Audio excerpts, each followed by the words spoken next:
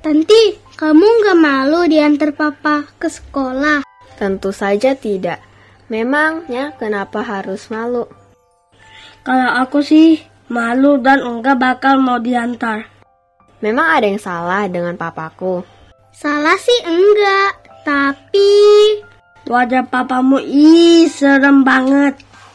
Iya, bekas lukanya menakutkan seperti Mons. Kok kalian bicara seperti itu? Memang kenyataannya seperti itu. Kenapa kamu jadi sedih?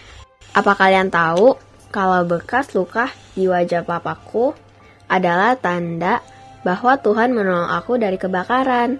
Makanya aku tidak malu.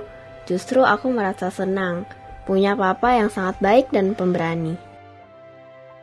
Adik-adik, mari kita baca Ayub 1 ayat 13 sampai 22.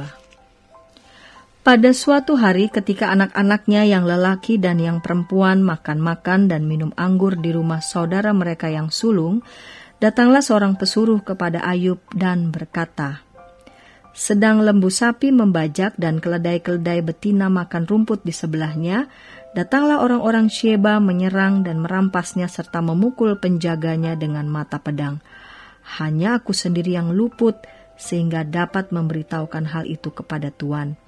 Sementara orang itu berbicara, datanglah orang lain dan berkata, api telah menyambar dari langit dan membakar serta memakan habis kambing domba dan penjaga-penjaga. Hanya aku sendiri yang luput, sehingga dapat memberitahukan hal itu kepada Tuan. Sementara orang itu berbicara, datanglah orang lain dan berkata, orang-orang Kasdim membentuk 3 pasukan, lalu menyerbu unta-unta dan merampasnya serta memukul penjaganya dengan mata pedang. Hanya aku sendiri yang luput, sehingga dapat memberitahukan hal itu kepada Tuan. Sementara orang itu berbicara, datanglah orang lain dan berkata, anak-anak Tuan yang lelaki dan yang perempuan sedang makan-makan dan minum anggur di rumah saudara mereka yang sulung. Maka tiba-tiba angin ribut bertiup dari seberang padang gurun. Rumah itu dilandanya pada 4 penjurunya dan roboh menimpa orang-orang muda itu sehingga mereka mati. Hanya aku sendiri yang luput, sehingga dapat memberitahukan hal itu kepada Tuan. Maka berdirilah Ayub, lalu mengoyak jubahnya dan mencukur kepalanya, kemudian sujudlah ia dan menyembah. Katanya, dengan telanjang aku keluar dari kandungan ibuku, dengan telanjang juga aku akan kembali ke dalamnya. Tuhan yang memberi, Tuhan yang mengambil, terpujilah nama Tuhan. Dalam kesemuanya itu, Ayub tidak berbuat dosa dan tidak menuduh Allah berbuat yang kurang patut. Ayub memuji Tuhan justru ketika berada dalam keadaan yang tidak enak. Harta Ayub habis, kandang-kandang hewannya terbakar, anak-anaknya meninggal. Ia bahkan sakit kulit dari ujung kaki sampai kepala. Namun ia tetap memuji Tuhan. Ayub percaya Tuhan sayang padanya, apapun keadaannya. Adik-adik, ketika kita mengalami keadaan yang tidak enak, bukan berarti Tuhan tidak sayang pada kita.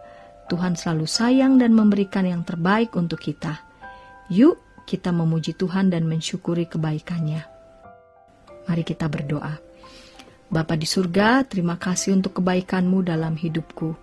Dalam nama Tuhan Yesus, aku berdoa. Amin.